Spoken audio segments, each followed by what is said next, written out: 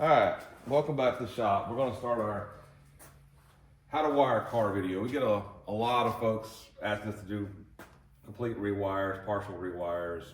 I prefer complete because old cars wiring gets brittle and stiff. And so I want to start this today with what tools do I think you need. You don't need a lot, but you do need a little. So basic hand tools, you're going to need a good pair of crimpers. Some wiring harness manufacturers want you to use theirs, but a good ratcheting style with interchangeable dies. This is an inexpensive kit that I picked up years ago that's wired a lot of vehicles.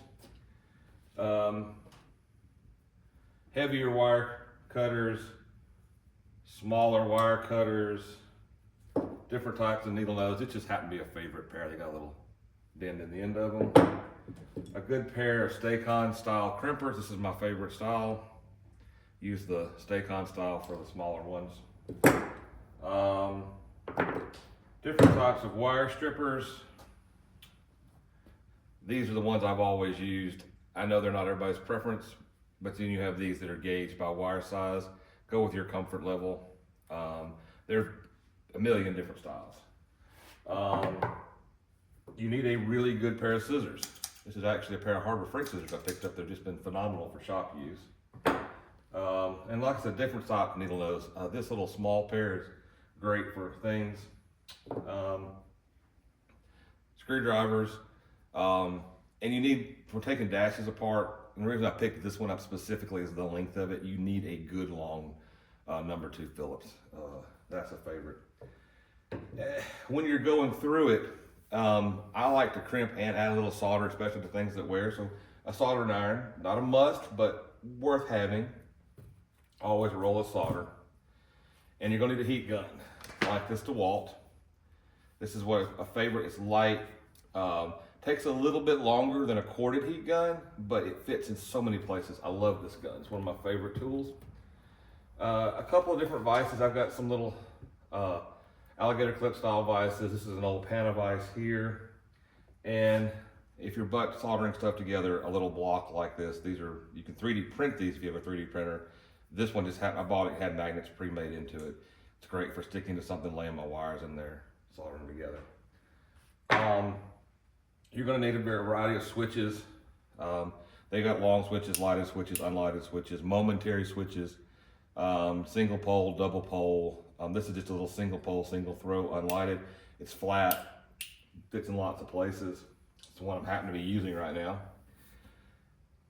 The kit's gonna, most of your wiring harness kits are gonna come with most everything you need, but you're gonna need a few connectors.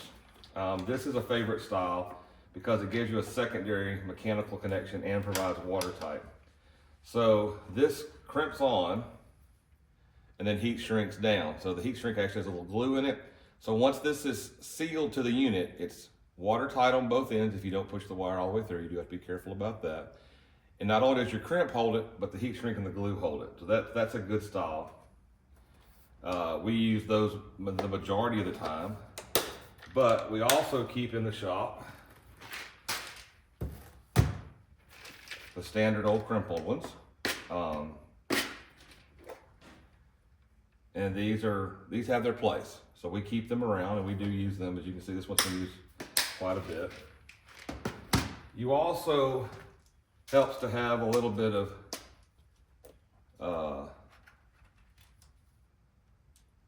uninsulated connectors. So, and we do a lot of ground wire stuff, spade stuff. So we keep a lot of these ring terminals and fork style and unsoldered around. Again, you'll have most of the connectors, but on the project we're working on now, we needed some extra connectors like hooking up the fan. And most manufacturers use the GM Metri style, which are these. An inexpensive kit that you can buy. These can provide you a weather-tight seal. You do have to be careful when you buy these because you want one that's going to be in the right gauge wire that you're using. This particular kit is good up to 14 gauge, and that's about as big. Now, some of your fans, you may be in 10 and 12 gauge, so those you may have to be order specific. And they usually don't come in kits unless you spend a lot of money. This is a less than $20 kit, The bigger, more name brand kits that carry heavier wire sizes can be hundreds of dollars. But so, but you're also going to get into places where you need uninsulated or unwaterproof connectors, and these are great. Up to 9 pin. If you're making a separate harness to run something else on your vehicle while you're wiring it, again, less than $20 kit, worth keeping on the shelf. We've already used, this is a brand new one and we've already been into it. So when I lay my wires out, there's a couple of different things that you have to keep in mind. Now, one more thing before I get into that. So the other thing you're gonna need is heat shrink. This is heavier wall heat shrink with glue in it. Provides a weather tight connection. It also helps adhere it. Once you put this on and shrink it down, it is essentially permanent. But there are different styles. That is, you can buy long sticks, you can buy rolls. So you'll need that because you'll have some places where you'll have a butt connection, or you'll have an end you want to put some insulation on. So you'll do that. Once you've laid your wires out, some kits come with grommets, some don't. Now again, it's an inexpensive kit you can buy. We probably have a dozen of these around the shop, different sizes, different types. But you're gonna, anywhere you put a wire through metal, you're gonna wanna put a grommet in it. So make sure you buy these. They're not expensive, less than $10. Keep them around the shop. Now, once you get your wire kind of laid out, and I like to lay all my wires out, and kind of get everything kind of in place, you're going to want to insulate or shield that wire somehow. You don't leave it bare. And there's different types. This is an abrasive tape that I like to use. It is almost impossible to tear. Sticks well to the wire, does not turn glue or oily over time. Again, you can buy this. This is not cheap, but I think it makes a great tape. So you run your wires out, wrap your wire in this tape, makes a good shielding. That is one type. And another type of, once we get it laid out kind of place, is this kind of wrap. You'll see that this kind of opens up like this, and you can lay your wires and kind of wrap it around your wire like this, and you can hold bundles of wires together. And that is another style that we like to keep, and we actually use these different sizes quite often. I'm out of the other sizes right now, honestly, so that's the one I have over here. This is what I call the Chinese finger braid. Of course, I walk over here without an end pulled out. There it is right there. And basically this, as you open it up, it expands. You feed your wire through it, and it makes a nice braided shield on the wire when you're done.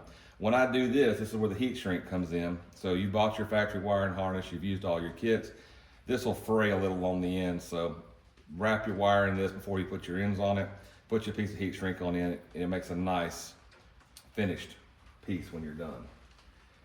For those places where you cannot do that, this again is what they call the split loom. So this opens up just like this, and you can wrap your wires around it. This is good, it's tough. And again, a little abrasive tape on the ends to keep any fraying, makes it look really nice when it's done. Your old-fashioned basic electrical tape. This stuff is not my favorite, but every so often you need it. And then on this end of the table down here. So when you're snapping your connectors together, sometimes you have to take them back apart. These inexpensive kits will help you take the pins back out without tearing the connectors up. They are worth keeping on the shelf. That's a kit that was a gift to me that has been invaluable here lately. Once you get your wiring harness up and running, you're going to want to test some circuits. And as you're doing that, you're going to want a good DMM like this Fluke. The inexpensive one from Harbor Freight works just as well for this kind of testing. You're not looking for precise measurements. But if you're looking for measuring resistance to ground, looking for 12 volts, measuring continuity across the wire to make sure you got the right wire, these are handy. Keeping a selection of clips to help tie this in is also extremely important. And then just one out here. And then I have a couple of different types of circuit testers. So if a DMM is not your thing, sometimes like yesterday I was testing, trying turn signals switch circuits out. And the best way to do that is with an actual bulb tester. So ground bulb, it's got an actual incandescent bulb in it, it flashes. This is great for testing for 12 volts, doing anything that actually needs a load.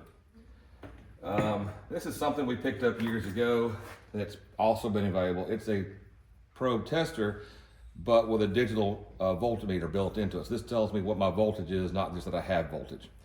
So those are a few basic tools that you have to have, in my opinion, to wire a car. You don't have to have all of them, but you need some selection of all of this. These are the things that we use in the shop. We're wiring 2 or 3 cars a year right now, it seems like. And on the next video I'm going to show you the current project that we have and kind of lay out how the thought process went, how we chose the wiring harness we chose, why we chose it, and the direction we took. So questions, comments, if there are tools that I did not include that you think are valuable, add them in the comments and let me know. Any feedback is welcome. Thank you.